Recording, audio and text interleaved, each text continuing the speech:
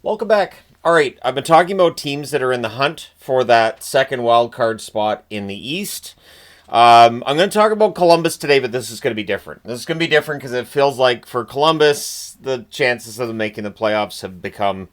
I mean, it's still possible mathematically, but it's not likely. So, according to current odds, Money Puck has Columbus with a 6% chance of making the playoffs. Hockey Reference has them at a 10.7% chance of making the playoffs.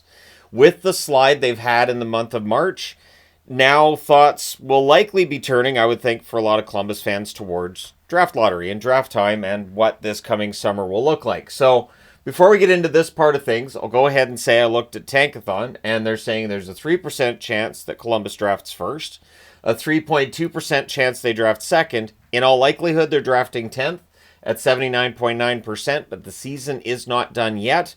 And if this trend doesn't change, if they continue to slide, their odds are going to get better. And you can debate for yourself as a Columbus fan whether that makes you feel like, all right, we're going to get another good young player, or if it feels like every year is kind of the same, and when are things going to turn around for Columbus? So they are currently 31, 29, and 9. And if before the season, I had said, hey, the Columbus Blue Jackets will be within 4 points of a playoff spot in March, I think most fans would have taken it. It's painful the way it's happened, though, in that they were pretty solidly in a playoff spot. Columbus and Detroit both were pretty solidly in a playoff spot, and then it just kind of fell apart for them.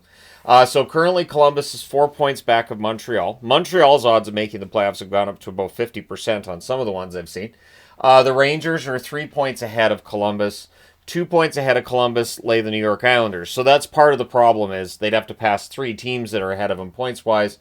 Columbus is 1 point ahead of Detroit, 2 points ahead of Boston. And so there is the chance that if they continue to play like they have been, maybe Detroit and Boston end up ahead of them.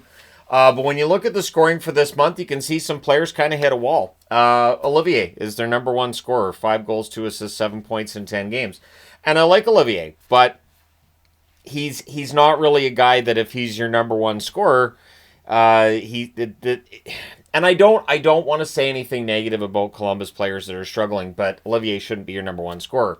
Werenski also has 7 points, 2 goals, 5 assists in 10 games. He's been a -7 over that stretch. I think a lot of Columbus players have had their struggles.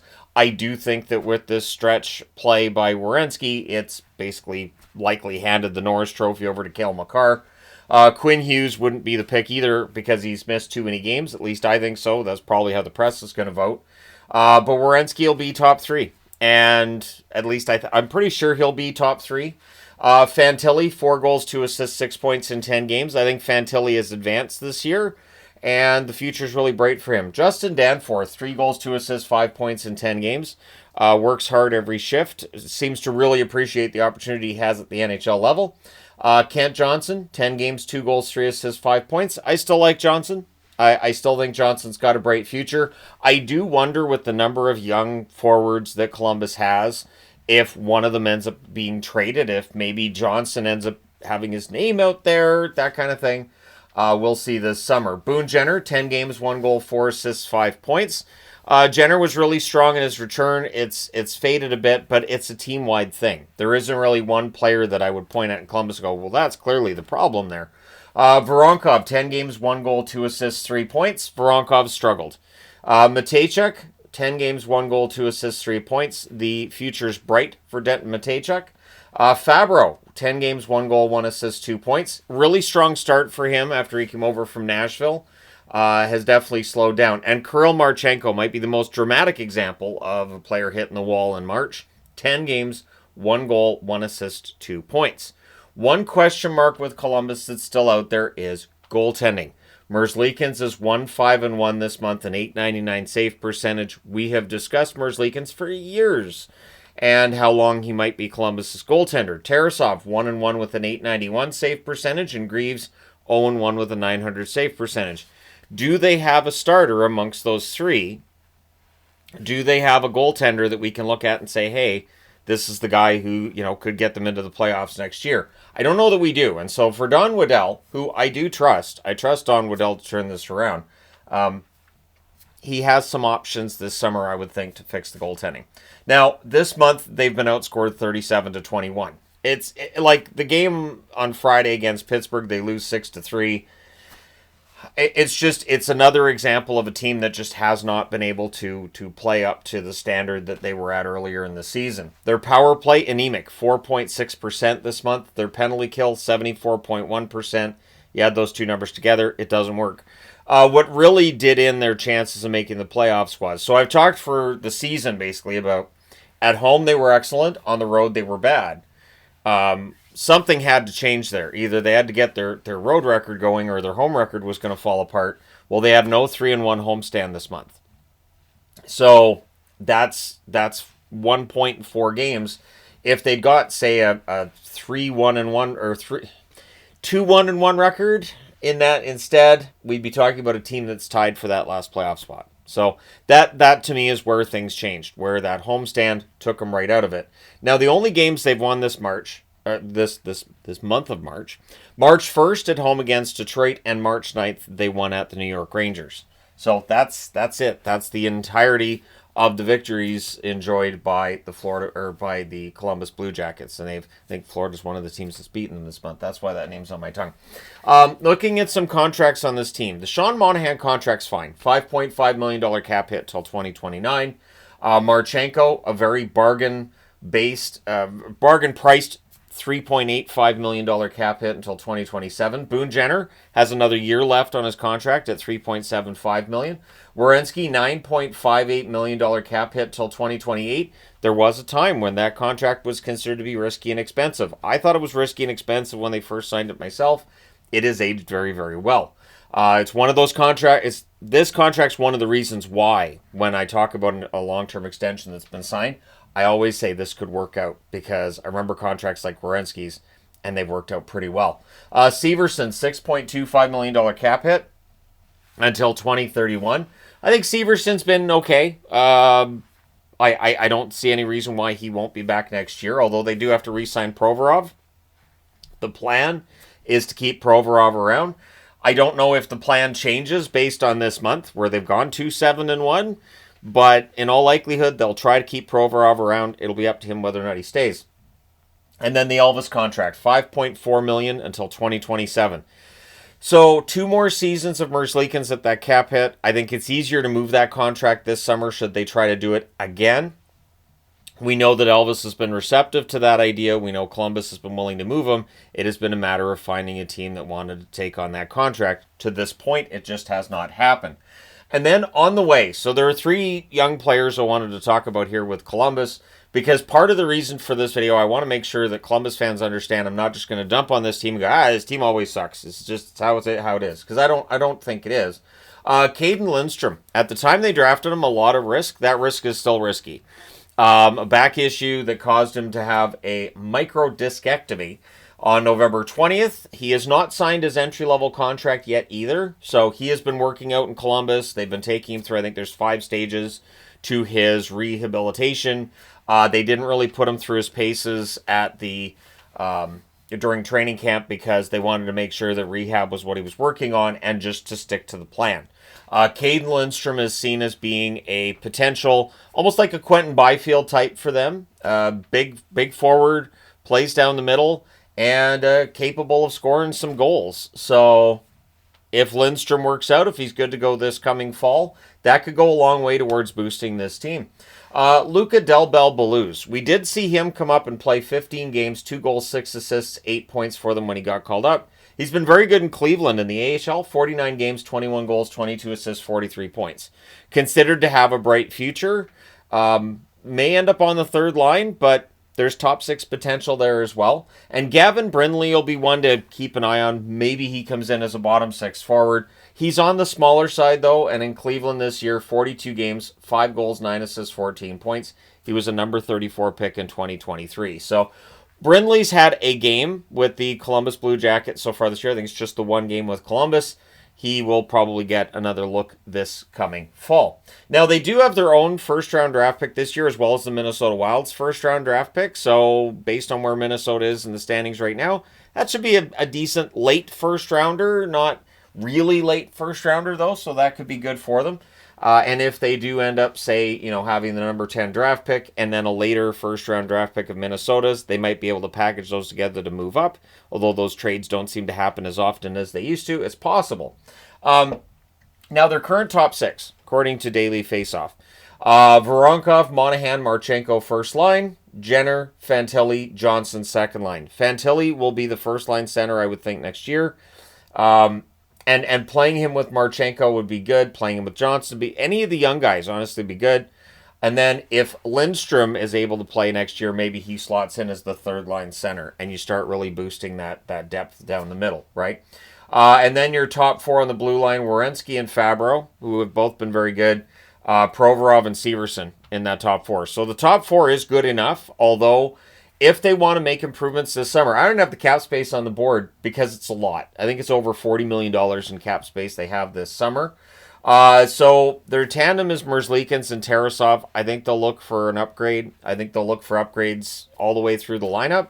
And there's various routes they can go. I'll get over to this part in a bit. The entry-level contracts they do have to keep an eye on. Fantilli's is good until next year. So Fantilli could get an extension this summer. They'd be very smart to sit down with him in July and go, all right, let's figure out a long-term deal and just get, it'll be 8 years. I know that that's speculative. I know people, old-fashioned fans don't necessarily like that as much, but that is the way of things now. And I don't think he'll get cheaper as next season begins. Matejchuk is due in 2027. Delbel Beluz is due in 2027 as well. So there's nothing really major in terms of a contract that's due this summer. So, yeah, Don Waddell could go out and find somebody. Now, if the UFA market's interesting to you as a Columbus fan, Mitch Marner is obviously the headliner. Nick Ehlers is there as well. These guys are not signed to contract extensions yet. Jacob Chychrun. If Jacob Chychrun hits the market, I think he could be a little bit overpriced because the year he's had in Washington's been great. I don't know if he can replicate that. I have no idea. It feels like a career year.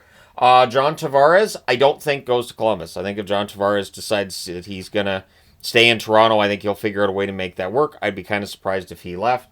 Marner's the one I think is more likely to leave Toronto than Tavares at this point.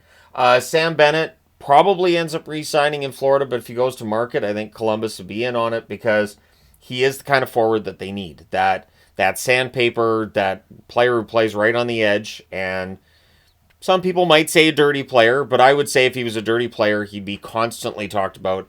There are incidents that take place, but it's not a constant thing with Bennett. Brock Besser, of course, one of my favorites out of Vancouver. I'd love to see him stay in Vancouver. I don't know that Besser and what he's seeking would work for Columbus, so probably doesn't end up going to Columbus. Aaron Ekblad, currently, of course, suspended, but I think if he decides to re-sign with the Panthers, they figure out a way to make that work. Brad Marchand. Marchand might honestly be an interesting. Just imagine if Marchand and Bennett both decided to sign in Columbus. Just a sort of a, hey, yeah, we'll go there. Both wingers, obviously, but if they're going to have some solid depth down the middle, adding a couple of wingers could be an entertaining thought at the very least.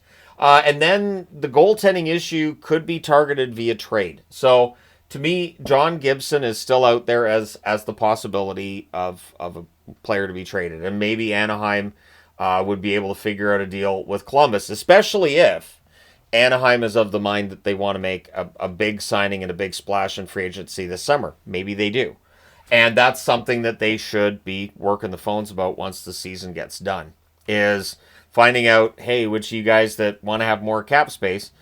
We know that Columbus is not a really popular destination for UFAs in general. And I'm not saying they can't sign UFAs. They can.